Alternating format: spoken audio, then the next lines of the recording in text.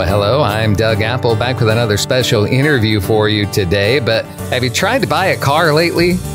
It's been a while since I've been in the market to buy a car. And really, my main goal in buying a car is to be a good, wise steward. I mean, that's really what I want to be in every area of my life, with time and money and opportunities, just to follow God as a wise steward. But I found it nearly impossible to buy a car and feel like I was being a good, wise steward. So I still haven't pulled the trigger yet as I balance out and weigh what's going on, because the car prices are so high, even on used cars. I was looking at this low mileage used Honda Civic, looked like a good car to buy, and yet it was still, the price was higher than I paid for my first house. Well, we're on the phone line with Mike Sharman of Share Healthcare. You've heard us talk with Mike before, but we're going to talk a little bit about this economy, including car prices, and then what can a person do to be a good, wise steward, especially with your money. So, Mike Sharman, let's just dive into this subject, especially looking at those car numbers. I'm just telling you what I'm experiencing currently in the marketplace. I haven't done any research on it, but you even have some numbers to share with us. What's going on, and then lead us towards some wise stewardship. Well, thanks, Doug, and sorry you're needing to be in the market for a different vehicle. We talk about the price of eggs going up. We talk about general inflation going up. We talk about the CPI, Consumer Price Index, going up. But I was just astonished at the price of new cars, what that inflation has been for that. The average price, here it is, the average price of a new car rose by 41% since Inauguration Day in 2021, January 2021, to May 2024. That's the time period that they did the analysis. That Cars Commerce was the one that did that analysis. 41% is the average price of a new car, the average increase for a new car. That's huge. Used cars are worse. Between May 2020 and May 2024, which was the time period that one researched it went up 52%. So, Doug, you're right. You and a whole lot of other people have been priced out. Then, my bet is that you would probably pay cash for a car, so you don't get hit by the interest rate. But these articles are mentioning that the folks that are having to do the interest rate, the average person's credit score is 700. So for a person who has a credit score of 700 and they have to finance the vehicle, that's going to be $700 to $1,000 per month to pay for a car. And that's just incredible. When we talk about people's budgeting, well, there goes your budget right there. What are you going to do? Yeah, what are you going to do? Well, what have you been finding, Doug, as you look? Well, I've been finding that the prices are too high, and I haven't made a decision because it just looked like I can't figure out a way to be a wise steward and get what I would like to have, of course, which is a good car. Well, good's relative and cheap is relative. So if a person's wanting a new car, there are 10 cars right around $20,000 that are brand new that are that price. And as you might imagine, they're all the ones that will fit into any parking spot you want to find. Right. The Mitsubishi Mirage ES is $18,000 and gets 39 miles per gallon. Mm-hmm. So that in terms of, well, is that good, not good? You got the Nissan Versa, of course, and its looks. What somebody, how important are looks to it? Well, the Versa is just pretty bland looking. The Kia Forte, that one's $21,000. There's a quasi miniature SUV, Hyundai Venue, that's $21,000. There are cars that are relatively inexpensive. Kia Soul, always one for the people who like the fun-looking little boxes. That's $21,000. So if you aren't needing to have a larger car and you are able to spend that $20,000. That's one way to go for it. Another totally crazy way of doing it is looking at the government surplus sites and buying yourself a Humvee. They're the cheapest thing going, ranging from $1,200 for one, and about up to $10,000 or so for the highest ones, the newest with the least mileage.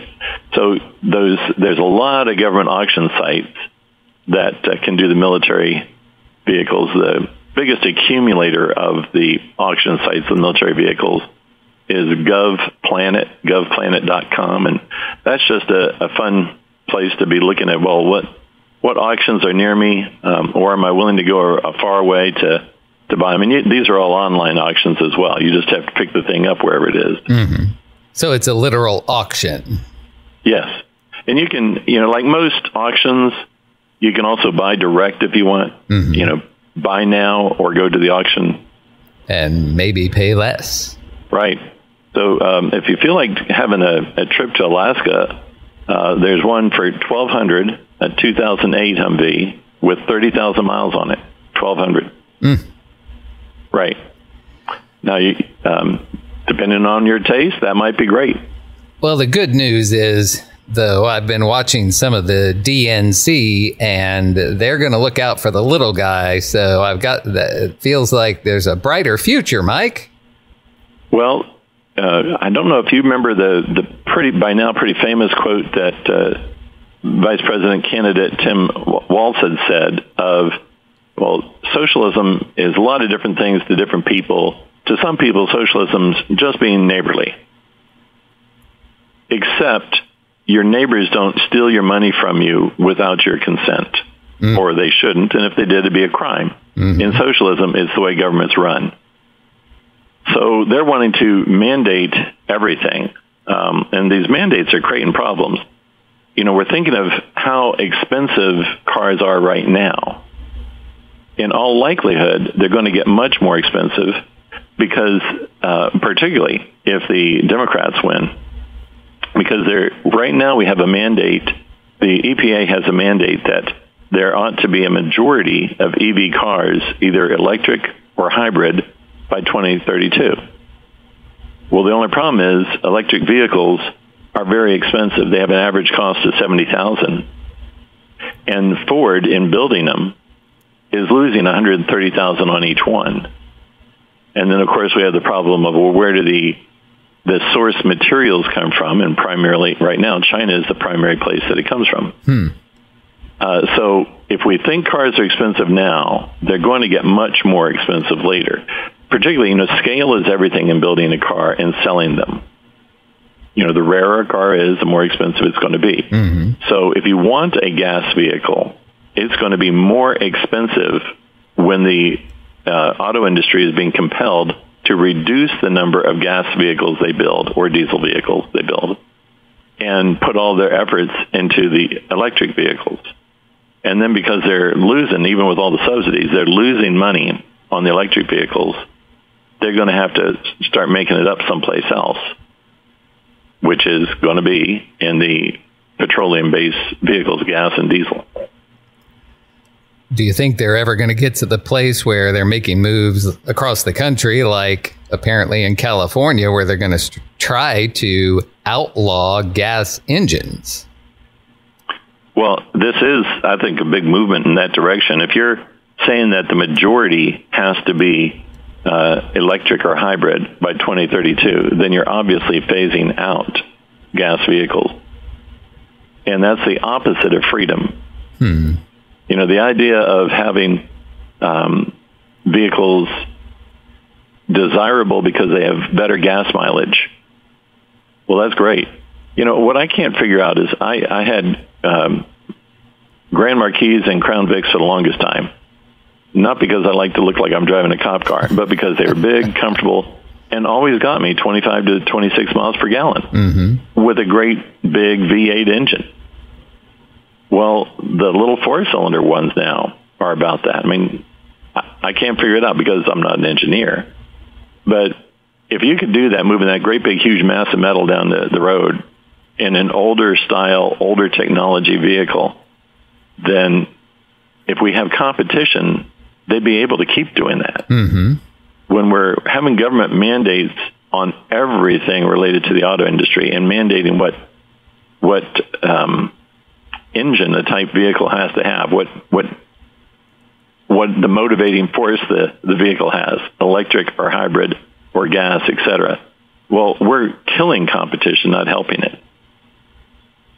But if you want to drive a really big gas guzzler down there in Florida and you want to do it cheap, there's a 1986 Oshkosh articulated emergency vehicle for $2,500 at the auction. And it only has 27,000 miles on it. And where is it? In Florida. Oh, it's in Florida. Mm-hmm. All right. And it's red and white.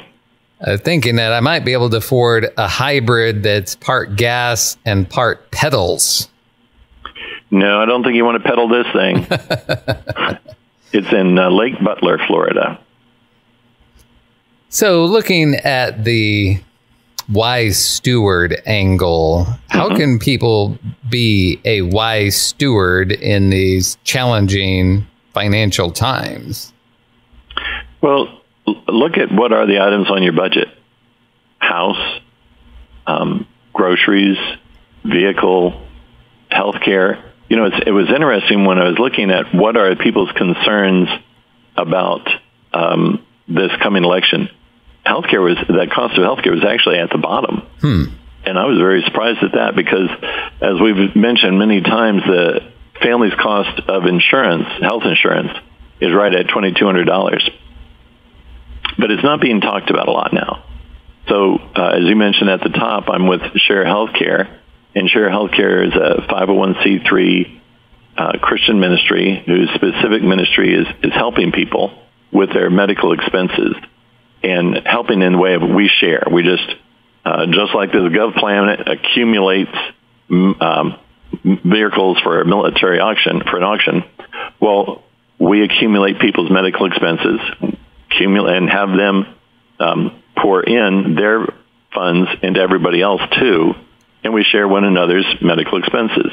Do it in a biblical way. It involves just Christians. So guess what? Instead of $2,200 a month, it's $349 for a family of four. So, and those are the type things you want to be looking at. How can you reduce your housing costs and still live well? How can you reduce your vehicle cost and still live well? How can you reduce your healthcare cost, health insurance, health care cost, and still live well? Well, you might want to look outside the box. Share Healthcare is not insurance. It's not health insurance. It's just people gathering together to help one another. Those type of things have been going on in each one of the different areas that we just talked about. Electricity was very, very hard for rural folks to get a long time ago.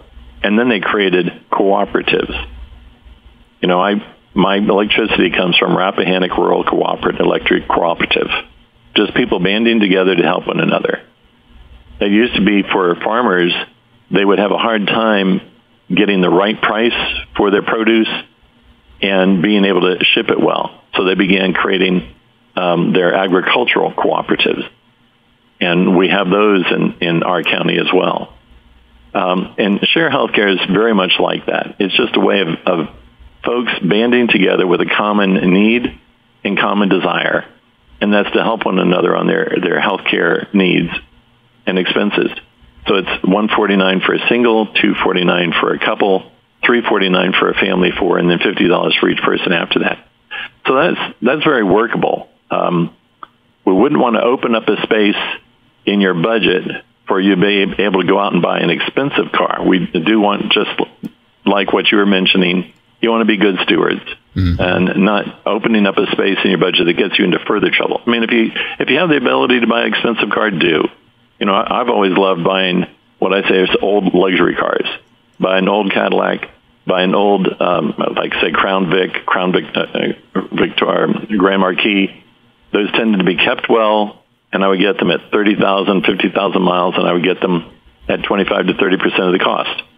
So they started being expensive. They were as new, But by the time I got them, they were still very usable, very workable, very comfortable, and they were affordable. Mm-hmm. So share healthcare is workable, and it's very affordable. It also helps people avoid the concerns they might have in the marketplace of the things that would not honor God. You know, with share healthcare, we don't share in abortions, we don't share in abortifacients, we don't share in the gender destruction. So you can feel comfortable about the money that you have and what it's being used for. Many states now have compelled their insurers, health insurers, to pay for each one of those things I mentioned, even if the insurance company didn't want to, and definitely despite the fact that many of their policyholders would not. So because we're not insurance and because we are a specific exemption out of the Affordable Care Act, we don't have to be subjected to those government mandates. Well, Mike, as we wrap up our time together here, think of some good comments that your actual Share Healthcare members have said about being a member of Share Healthcare. Well, one that comes right to mind is a little note that was wrapped around one of the monthly contributions that just said, "Thank you for being so transparent and helping us." Well, I think that transparency is what folks want in whatever they're doing, whether it's buying a house, buying a car, doing your health care. People want to be able to look through the puffery of sales talk and look past the front page of a website to see what's actually going on and how it works, what's being done. So when we've had struggles with Share Healthcare, we let our members know. When things are going great, we let our members know. When things are just day to day, they know it, and they're able to see, what goes on in their own individual one and collectively. So I think that was the one that stood out to me the most recently. Thank you for your transparency. That's a good one, and I like your little phrase, no sales puffery. Mm-hmm. Being in the car shopping market, I'm well aware of sales puffery these days. Well, how can people get a hold of Share Healthcare? Well, they can call 1-844-SHARE-HC, 1-844-SHARE-HC, and you'll get a person with a lot of experience in this area that can chat with you and let you know what's going on and answer all your questions. You can figure out what your questions might be by looking at the website, sharehealthcare.com, sharehealthcare.com. Rumble around through that, look at it, write down your questions as you go, and then call that number, 1-844-SHARE-HC. And completely unrelated, but you did say the words rumbling around. If you'd like one of those cheap government Humvees, that website, so you don't have to call me later, the website that Mike mentioned for that, govplanet.com, which is will show you different things that are available out there. And for Wave 94, I'm Doug Apple.